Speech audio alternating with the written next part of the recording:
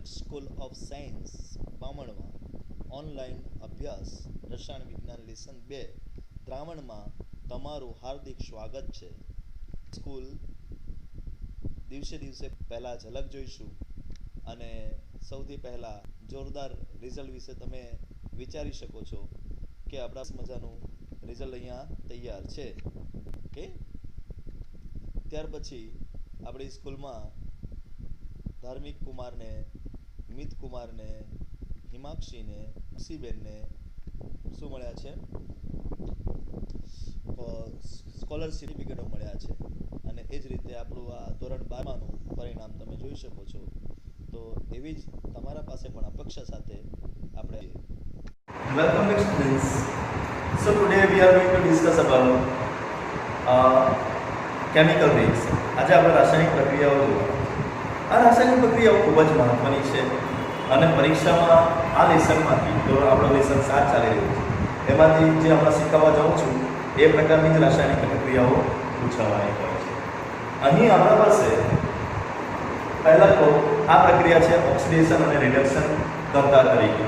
તો પહેલાં આપણે સમજવાનું જોઈએ કે કોણ ઓક્સિડેશન કરતા પદાર્થો છે અને કોણ રિડક્શન કરતા. તેમાંથી એકની પ્રક્રિયા આપણે જોઈ લીધી છે, HNO3 ની પ્રક્રિયા we have discussed.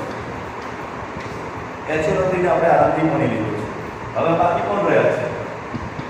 H2SO4, HCl, sulphur dioxide અને Cl.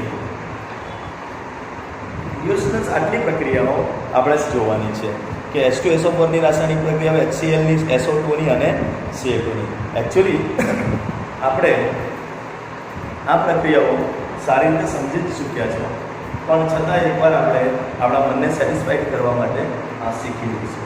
તો આશા રાખું કે તમે આજે ખૂબ જ ધ્યાનથી અને સમજૂતીપૂર્વક આ જોશો. ઓકે, નાઇટ્રિક એસિડ આપણા એમાંથી નીકળી ગયું છે. સો આપણે નાઇટ્રિક એસિડ અહીંથી કાઢી નાખીશું.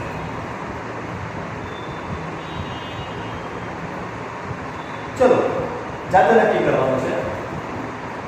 H2SO4 6 છે,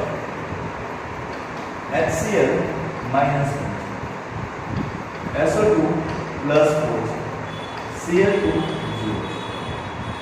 આપણે અહીં જે કામના છે એના કામના આપણા જે ભાગો છે એ કામના ભાગોના આપણે શું લખી દીધા છે? ઓક્સિડેશન. આમાં સલ્ફરનો લખ્યો છે, આમાં Cl નો લખ્યો, આમાં સલ્ફરનો લખ્યો, આમાં Cl. ચલો, ડિયર સલ્ફરના ઓક્સિડેશન હાથ કયા કયા છે? તો સલ્ફરના ઓક્સિડેશન હાથ અગર તમને ખબર હોય તો +2 +4 -2 થી ચાલુ કરીએ. -2 +2 +4 +6 છે. અને Cl નો ઓક્સિડેશન હાથ -1 +1 +5 +3 +5 અને +7. તો આ કિસ્સામાં જે મેક્સિમમ નંબર આવી ગયો છે એટલે એ મિનિમમ નંબર પ્રાપ્ત કરી શકે છે. એટલે સલ્ફર આમાં પોતાનું રિડક્શન જ કરી શકે છે, છૂટકો જ નથી, કારણ કે મેક્સિમમ નંબર આવી ગયો છે. 6 અહીંયા છે અને 6 તો એનો મેક્સિમમ ઓક્સિડેશન અંક છે, મહત્તમ ઓક્સિડેશન અંક છે. ધેટ્સ વાય એ પોતાનો આંક તમે ઘટાડી શકે છે અને પોતાનો આંક ઘટાડે છે એટલે શું કરી શકે છે? રિડક્શન જ પોતાનું કરે છે. પોતાનું શું કરે છે? રિડક્શન. તો બીજાનું શું કરશે? આમ સલ્ફ્યુરિક એસિડ ઓક્સિડેશન કરતા તરીકે કાર્ય કરે છે. ચલો, HCl -1 છે, -1 આવે મતલબ એનો ઓછામાં ઓછો ઓક્સિડેશન આંક -1 છે. એટલે હવે ગમે એટલા પ્રયત્ન કરે તો શું થશે? પોતાનો ઓક્સિડેશન આંક વધારી શકે છે, ઘટાડી શકતું નથી. એટલે -1 થી એ પોતાનું ઓક્સિડેશન જ કરી શકે, એટલા માટે રિડક્શન કરતા તરીકે વર્તે છે. તો આપણે જોયું સલ્ફ્યુરિક એસિડમાં S મોટેથી નાના જાય છે એટલે ઓક્સિડેશન કરતા તરીકે જ વર્તે છે, જ્યારે HClમાં Cl નાનેથી મોટે જાય છે એટલા માટે પોતે કોના તરીકે વર્તશે? રિડક્શન કરતા તરીકે જ વર્તશે. SO2 +4 નીચે પણ જઈ શકે અને ઉપર પણ જઈ શકે. ઘટીને 2 કે -2 થઈ શકે છે અથવા તો વધીને 6 થઈ શકે છે, પણ વ્યવહારમાં એ 6 બનાવતું નથી, એના બદલે ઘટીને નીચે જવાનું વલણ ધરાવે છે અને એટલા માટે SO2 પોતાનું ઓક્સિડેશન કરે છે અને SO2 એટલા માટે રિડક્શન કરતા પદાર્થ છે.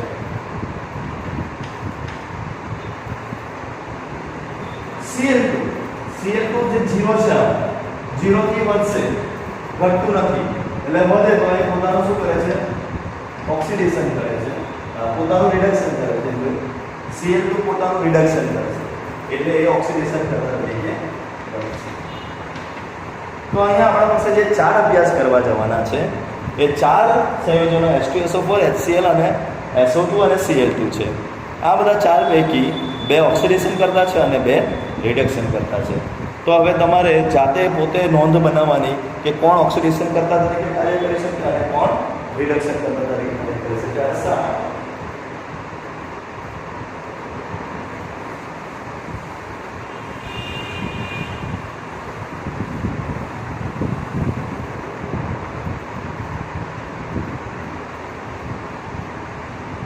ઓકે, તો રેડી.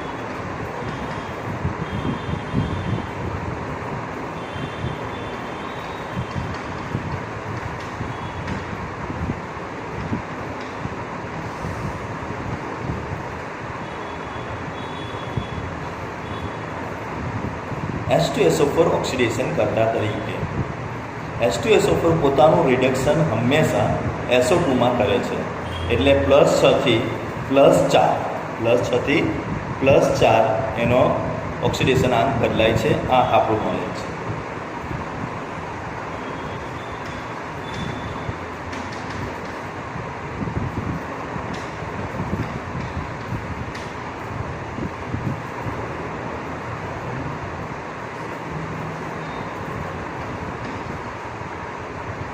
H2SO4 SO2 માં પરિવર્તન પામે છે ત્યારે અહીંયા +6 અને +4 ઓક્સિડેશન થાય છે, એટલે અહીંયા 2 ઇલેક્ટ્રોન આપણે પોતાનું રિડક્શન કરે છે.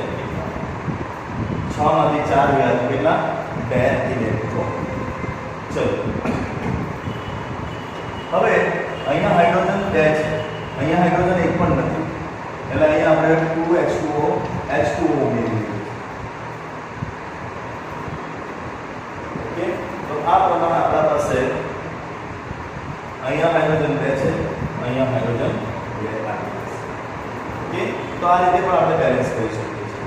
બીજું અહીંયા લખી દઈએ SO4 - 2 +2 electron, that's give SO2. તો આને સમજવા માટે આપણે અહીંયા SO4 - 2 છે, ઓક્સિજન 4 છે, અહીંયા ઓક્સિજન 2 છે, તો અહીંયા 2H2O ઉમેરી દઈએ તો ઓક્સિજન હવે અહીંયા કેટલા થઈ ગયા? 2 ને 2 4, પણ 4 હાઇડ્રોજન અહીંયા આવે એટલે 4 હાઇડ્રોજન આ પ્લસ ઇમેજ.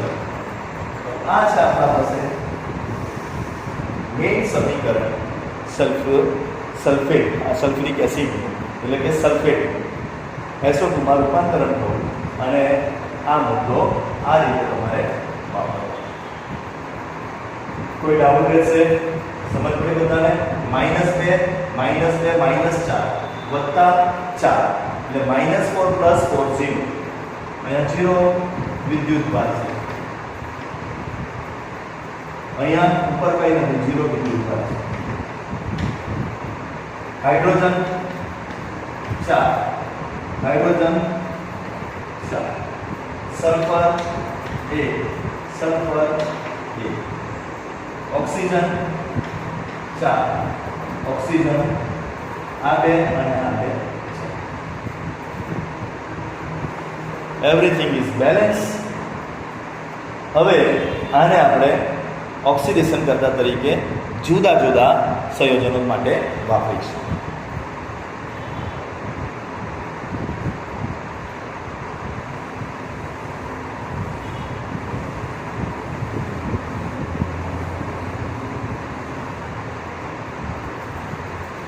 તો શું સમીકરણ હતું લખી દઉં છું એકવાર. H કલર લખીએ SO4 -2 plus 4H plus 2 electron minus that's it SO2 plus H2. આ સલ્ફ્યુરિક એસિડનું મુખ્ય આયનિક સમીકરણ છે, જેમાં સલ્ફ્યુરિક એસિડના સલ્ફેટ આયનનું SO2 માં રિડક્શન થઈ રહ્યું છે. હવે એને આપણે કોના સાથે વાપરી શકીએ તે રીતે. ઓકે, તો પહેલું છે I માઈનસ નું I2 માં રૂપાંતર. અહીંયા -1 છે, અહીંયા 0 છે, અહીંયા 2 છે તો અહીંયા 2 લખી દો. એટલા માટે અહીંયા ટોટલ -2 થઈ ગયું. -2 થી 0 બે ઇલેક્ટ્રોનની અહીંયા બે ઇલેક્ટ્રોન છે, ઉપર પણ બે ઇલેક્ટ્રોન છે. આ બંનેને આપણે ભેગા કરી નાખીએ એટલે આપણે સરખું છે. તો હવે લખાશે SO4 -2 plus 4H plus 2I minus that's it. આ તો પરફેક્ટ જવાના. SO2 plus I2 plus H2. તો આ છે આપણા પાસે નેટ રિએક્શન, આયનિક રિએક્શન, જેમાં સલ્ફ્યુરિક એસિડ આ રીતે પ્રક્રિયા કરી રહ્યું છે. ઓકે, હવે આને તમારે જો એકદમ વ્યવસ્થિત રીતે લખવું હોય કે કયા સમીકરણથી શું મળી શકે, તો જરા ધ્યાન આપો. 4H છે મેં એમાંથી બે હાઇડ્રોજન આને આપી દઉં છું. 4H છે એમાંથી બે હાઇડ્રોજન આને આપી દઉં છું.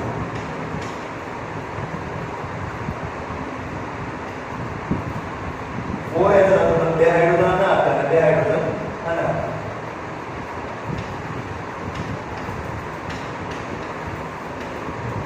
આ સંયોજન સ્વરૂપ, પેલું આયનિક સ્વરૂપ હતું, આ સંયોજન સ્વરૂપ હતું કે H2SO4 HI સાથે પ્રક્રિયા કરીને SO2 I2 2H2O બનાવી શકે છે. તો આ આપણી પહેલી રાસાયણિક પ્રક્રિયા અહીં પૂર્ણ થાય છે. ચલો બીજી રાસાયણિક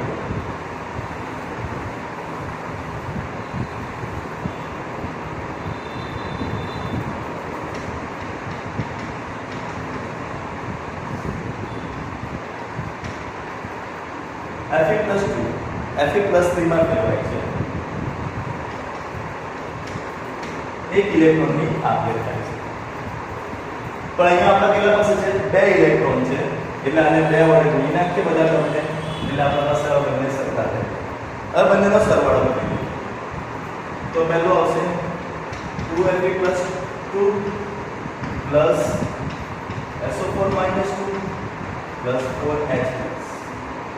That will give you 2Fe+3 plus SO2 plus and 2H2 હશે 2H2. તો આ સમીકરણ છે આપણા પાસે મળ્યું. જો અહીંયા આ 4 ને 2 4 ને 4 8 2 દુ 4 4 ને 4 8 માંથી 2 ગયા તો 6, એટલે કુલ અહીંયા 6 ઓક્સિડેશન આવે છે. 3 2 ને 6 ઓક્સિડેશન. Fe2 વખત Fe2 વખત, સલ્ફર એક વખત સલ્ફર એક વખત, ઓક્સિજન 4 વખત, 2 ને 2 4 વખત, હાઇડ્રોજન 4 વખત. હવે આ હાઇડ્રોજન વિશે આપણે ચર્ચા કરીશું. તો સમજો કે આ બે એકબીજા સાથે જોડાઈ જાય છે અને FeSO4 બને છે, બરાબર? અને 2 છે અહીંયા, તો અહીંયા આપણે લખીએ કે 2FeSO4 બનશે. અહીંયા બે હાઇડ્રોજન નું 2H2SO4 બનાવી દઉં છું.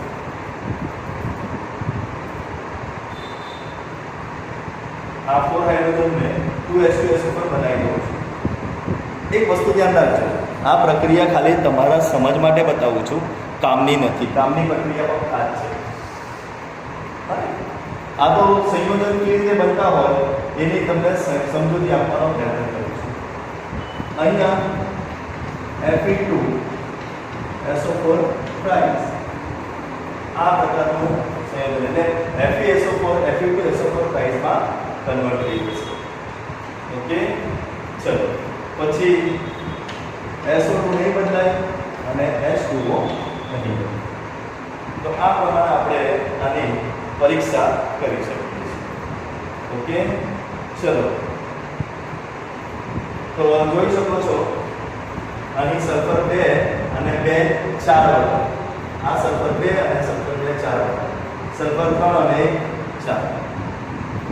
ઓક્સિજન 5 8 16 4 તારીખ 12 4 તારીખ 12 12 ને 2 14 ને 2 16. પરફેક્ટ. હાઇડ્રોજન 4 हाइड्रोजन 2 ने 4 तो एकदम परफेक्ट થઈ ગયું. તો પેરિંગ સલ્ફેટની પ્રક્રિયા H2SO4 સાથે થતા Fe2SO4 પ્રાઇસ બને છે. હવે આ તમારા પ્રેક્ટિકલ માટે છે. ઓકે, આ તમારા પ્રેક્ટિકલ માટેનું સમીકરણ છે એટલા માટે મેં ખાસ બતાવ્યું. ઓકે, તો FeSO4 નો જે લીલો રંગ છે એ Fe2SO4 ના કથ્થઈ રંગમાં પરિવર્તન પામે છે. એટલે તમે જ્યારે પ્રેક્ટિકલ કરશો તો આ વર્ષે પહેલા રેડોક્સ માપન આવશે, રેડોક્સ અનુમાપન. એ રેડોક્સ અનુમાપનમાં સલ્ફ્યુરિક એસિડ અને FeSO4 વચ્ચેની પ્રક્રિયા તમને આવશે, જે આ રીતે તમે સમજી શકશો કે FeSO4 નો લીલો રંગ એ પીળાશ પડતા કથ્થઈ રંગમાં ફેરવાશે. તો આ સમીકરણ ક્યાંથી આવ્યું એ આપણે એકદમ ડિટેલમાં અહીં સમજ્યા છે. આશા રાખું તમને આ સમીકરણમાં સમજ પડે.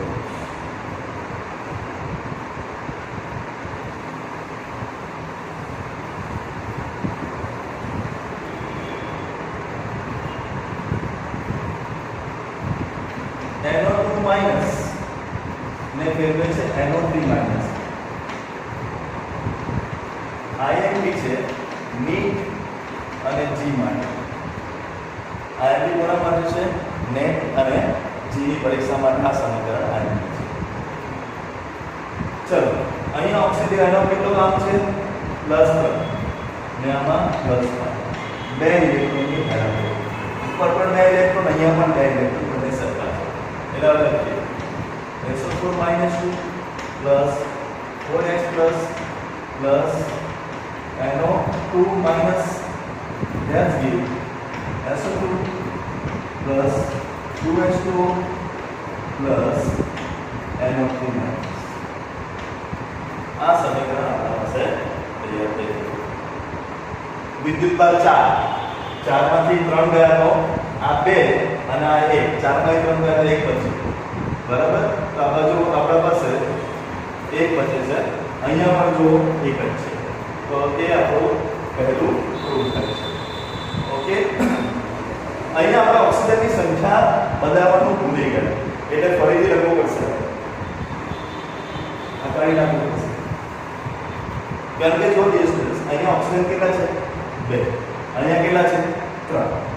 અહીંયા એક ઓક્સિજન ઘટે છે એટલે ઓક્સિજન બેલેન્સ કરતા H2O મૂકીને આમાં જ કરી દેવાય. આગલા સ્ટેપમાં પણ થઈ જાય, પણ આગલા સ્ટેપમાં ઝંઝટ નહીં રાખે. અહીંયા જ કરી દેવાય. અહીંયા 2 હાઇડ્રોજન મૂક્યા એટલે અહીંયા 2H પ્લસ મૂકી. બરાબર? કારણ કે 2 હાઇડ્રોજન છે એટલે આ રીતે બેલેન્સ કરાશે. તો આપણને તકલીફ ઊભી નથી. ઓકે, ચલો હવે જોઈન કરીએ. તો SO4 - 2 પ્લસ આ 4H અને આ 2H બે માઈનસ થાય એટલે 2H પ્લસ બનશે. આ 2 ઇલેક્ટ્રોન અને 2 ઇલેક્ટ્રોનનો માઈનસ હેલ્પ કરે છે. ચલો પછી આવશે H2O. આ 2 વખત H2O અને અહીંયા 1 એટલે અહીંયાથી H2O નીકળી જ જાય.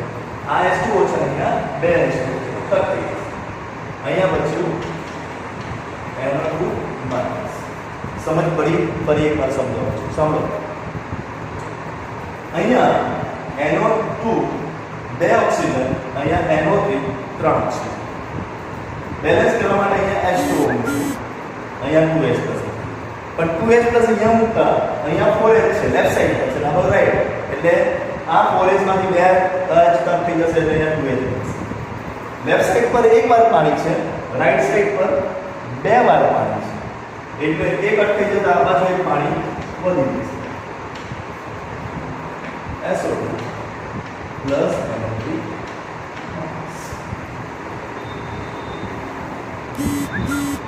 સમજ પડી ગઈ બધાને તો આ પ્રક્રિયા છે આપણા પાસે કે સલ્ફર ડાયોક્સાઇડ હવે જોઈ લો બધું ઓટોમેટિક બેલેન્સ હશે -2 -3 માંથી 2 ગયા તો -1 બચે -1 હાઇડ્રોજન 2 વખત હાઇડ્રોજન 2 ઓક્સિજન 4 ને 2 6 વખત તો 3 ને 2 5 ને 1 6 વખત સલ્ફર 1 વખત સલ્ફર 1 વખત નાઇટ્રોજન 1 વખત નાઇટ્રોજન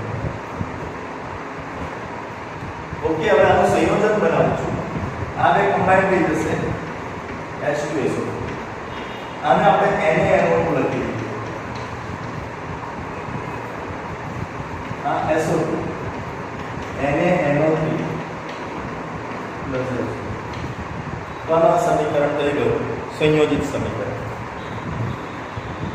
સલ્ફ્યુરિક એસિડની પ્રક્રિયા NaNO2 સાથે થાય તો એ સલ્ફર ડાયોક્સાઇડ ઉત્પન્ન કરે છે સોડિયમ નાઇટ્રેટ બનાવે છે અને પાણી બનાવશે તો હવે તમને સમજ પડે કે કઈ પ્રક્રિયા રેડોક્સ પ્રક્રિયા હોય અને કઈ પ્રક્રિયા રેડોક્સ પ્રક્રિયા ન હોય ઓકે તો આવું તમે હવે બુકમાં આપેલી પ્રક્રિયાઓ જુઓ અને બુકની પ્રક્રિયા ઉપર તમારું ફોકસ પાડો અને પ્રયત્ન કરો રાસાયણિક પ્રક્રિયા ઓક્સિડેશન તરીકેની કોની સમજવાની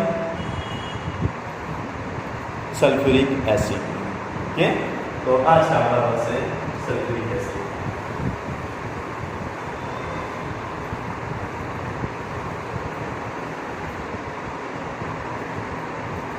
સલ્ફ્યુરિક એસિડની રાસાયણિક પ્રક્રિયાઓ જો બે બાકી છે પહેલી પાણી સાથે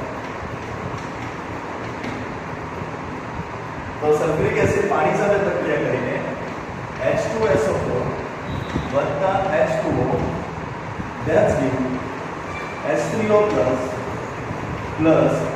HSO4 minus પહેલા આ બને પછી HSO4 minus પાણી સાથે પ્રક્રિયા કરીને H3O plus અને SO4 minus 2 તો આ બે સમસ્યાઓ તમારે જોવાની છે બંનેના K ના મૂલ્ય તમારે યાદ રાખવાના છે K1 અને K2 K2 નું મૂલ્ય K1 નું મૂલ્ય 10 છે અને આનું મૂલ્ય 1.2 ગુણ્યા 10 થી -2 છે જે ખૂબ જ મોટા મૂલ્ય છે એના પરથી આપણે કહી શકીએ કે સલ્ફ્યુરિક એસિડ એ પ્રબળ એસિડ છે કારણ કે એના K ના મૂલ્ય ખૂબ જ ઊંચા છે ઓકે તો આ હતી વાત સલ્ફ્યુરિક એસિડ હવે સલ્ફ્યુરિક એસિડનો આપણે ઓક્સિડેશન કરતા તરીકેનો સ્વભાવ જોયો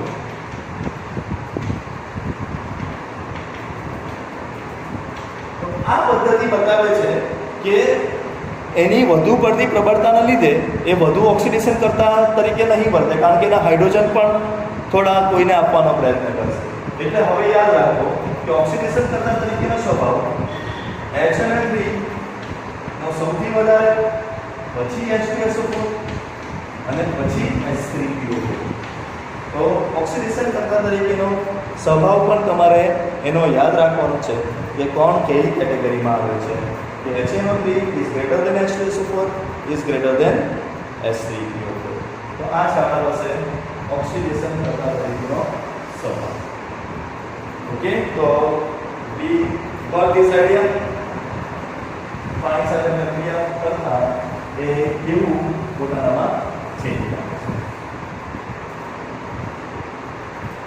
હવે વાતો આવે છે કાર્બનિક સંયોજન તો કાર્બનિક સંયોજનો સાથે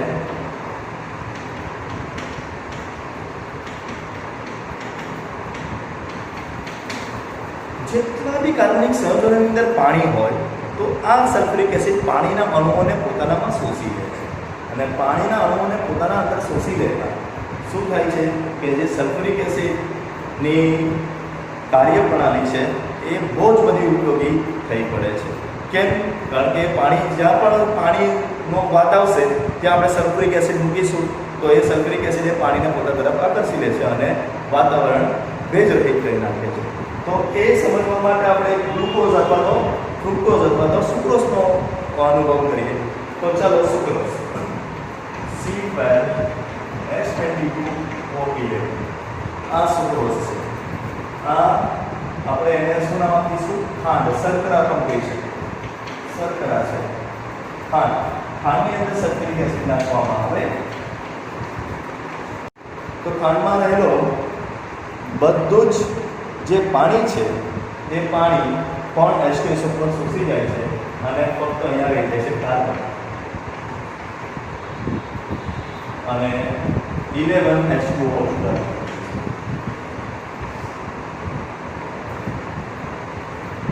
તો આ છે આપણા પાસે ગ્લુકોઝની, ફ્રુક્ટોઝની અથવા તો સુક્રોઝની સલ્ફ્યુરિક એસિડ સાથેની પ્રક્રિયાથી આપણે આ નવી વસ્તુ કાર્બન બનાવી શકીએ છીએ. એટલે આપણે એમ કહીએ કે સુગરને જો ખાંડની અંદર જો સલ્ફ્યુરિક એસિડ નાખવામાં આવે તો એ સુગર કાળી પડી જાય છે. તો કાળી પડવાનું કારણ છે તેમાં ઉત્પન્ન થયેલો કાર્બન. કઈ પ્રક્રિયાથી? સલ્ફ્યુરિક એસિડની પ્રક્રિયા. ઓકે, તો આજના માટે સલ્ફ્યુરિક એસિડની પ્રક્રિયાઓ જોઈએ આપણે. આવતીકાલે બીજી પ્રક્રિયા HClની SO2ની પ્રક્રિયા જોઈશું. ત્યાર પછી